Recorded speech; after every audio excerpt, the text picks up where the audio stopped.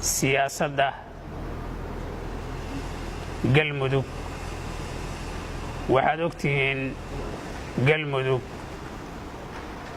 oo hadda annagu aan ka nahay mas'uuliyiin madaxweynaha galmudug oo mas'uulka ugu sarreeya yahay golaha wasiirada oo fadhiya maanta ay ka yihiin mas'uuliyiin oo wasaaradihii ay matalayaan waxay noo soo bilaabatay heshiiskii Jabuuti kadib bay noo soo bilaabatay madaxweynaha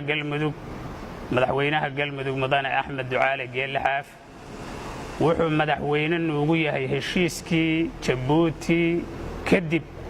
heshiiskaas oo madaxweyne nuugu yahay aniga mas'uuliyadda la igu sheegayo oo madaxa xukuumadda tahay la yiri waxay ka bilaabanaysaa heshiiskii Jabuuti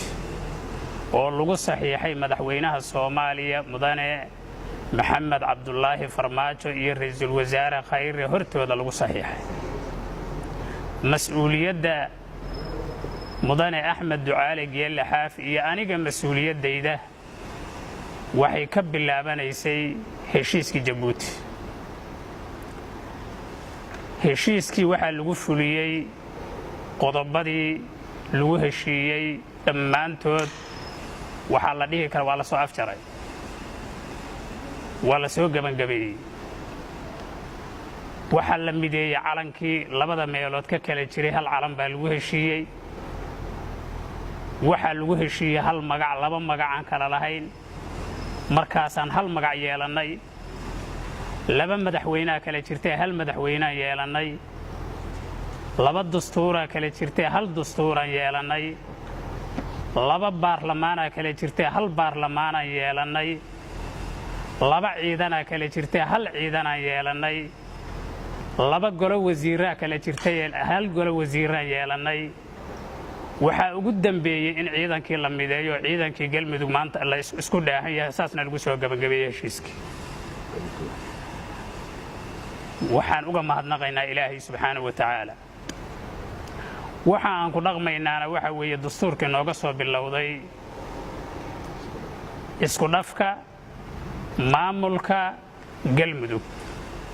oo baarlamaanka galmudug oo la isku daray oo la mideeyey muddada badanna guddigii la doortay oo u fadhiyo bilaha ahaa inay labadii dastuur mideeyaan ayna mideeyeen baarlamaankii la horgeeyo asixiyey markaas ka bacdina galmudug ay ku dhaqantay waa dastuurkan kan weyn annaka haddaan nahay maamulka galmudug waxaa nala ku ixtiraamayaa dastuurkeenna waxay nagula dhaqmeen dowladda federaalka ee dastuurkeenna waxaa dowlad goboleedyadu nagu ixtiraamayaan dastuurkeenna beesha caalamku waxay nagu ixtiraamayaan dastuurkeenna waxa aan ku heshiinay labadii maamul oo midna dowlad goboleedka gobolada dhexe la dhihi jiray midna maamulka galmudug dowlad goboleedka galmudug la dhihi jiro hal dowlad noqotay dowlad goboleedka galmudug isku noqotay dastuurkaanay samaysteen waxaan leenahay beesha caalamka ha nagu ixtiraamto waxaan leenahay dowladda federaalka ha nagu ixtiraamto waxaan leenahay maamul goboleedyadu ha nagu ixtiraameen annaka dastuurkeennu waa kaas shacabkeenna dastuurkii muwaafaqadu ay ka dhacday ee nuwaabtii ama golihii sharci dejinta ee baarlamaanka galmudug u asixiyey ee uu soo saaray waa dastuurkan asagaa nala ku ixtiraamaya asagaan ku dhaqmaynaa wuxuu ku miisaaman yahay shareecada islaamka wax shareecada islaamka ka soo horjeeda annakaanba oggolaanayn wixii shareecada islaamka ka soo horjeeda waxa weeye annakaanba oggolaanaynba annakaaba ka culumaaba waxa weeye dastuurka galmudugaa nala ku ixtiraamaya asagaan dowlad goboleed ku nahay asagaa yacni madaxda galmudug madaxweyne ku yahay aniga hadda madaxweyne Axmed Ducaale Geelle Xaaf heshiiskii Jabuuti ka hor aniga madaxweyne ima ahayn aniguna ra'iisul wasaare uma ahayn wasiiradan ay ag fadhiyo maalin walba aan u yeeraya wasiirra ima ahayn waxay igu noqdeen midkaas weey kaasi waxay igu noqdeen